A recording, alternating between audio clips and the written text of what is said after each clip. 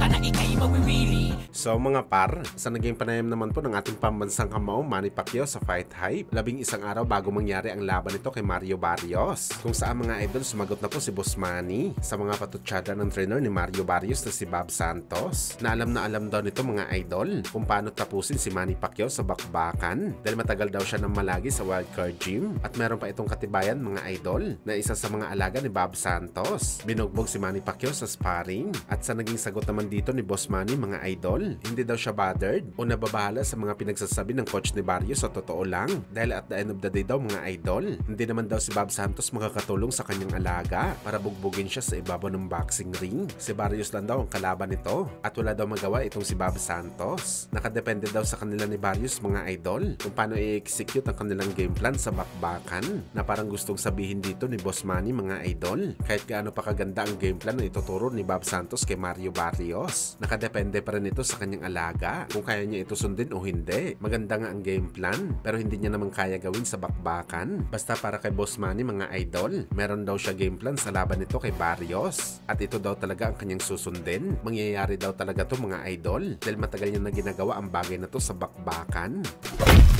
Samantala sa naging interview naman ni Keith Thurman mga idol, brutal nga po nito in-expose si Jaron Ennis bilang isang average na fighter lamang. Aniyan ni Thurman, pang-apat na daw si Jaron Ennis sa mga fighter na pinadalhan nito ng kontrata sa laban, pero buwan na daw ang nakalipas mga idol, wala pa rin sagot ang kampo ni Ennis. Kaya napapaisip talaga si Thurman na baka takot talaga sa kanya si Jaron Ennis lumaban. Marami daw ang pumupuri kay Jaron Ennis sa huling laban nito kontra kay Staniones na dinurog niya ito sa ibabaw ng boxing ring, pero given naman daw yun para kay Thurman. Nawasakin talaga ni Jaron Ennis itong si Staniones sa ring dahil parang isa daw itong kahoy. Nakatayo lang daw ito sa harapan ni Ennis. Kaya nagmumukhang magaling daw ito mga idol, pero mahina naman ang kalaban. Ipalaban daw si Jaron Ennis kay Thurman na merong natural na lakas at galing sa bakbakan. Kung ano daw ang mangyayari kay Ennis boy, wag daw masyadong pa-hype itong si Ennis dahil sa totoo lang daw mga idol, wala pa daw ito nakalaban na malakas sa bakbakan.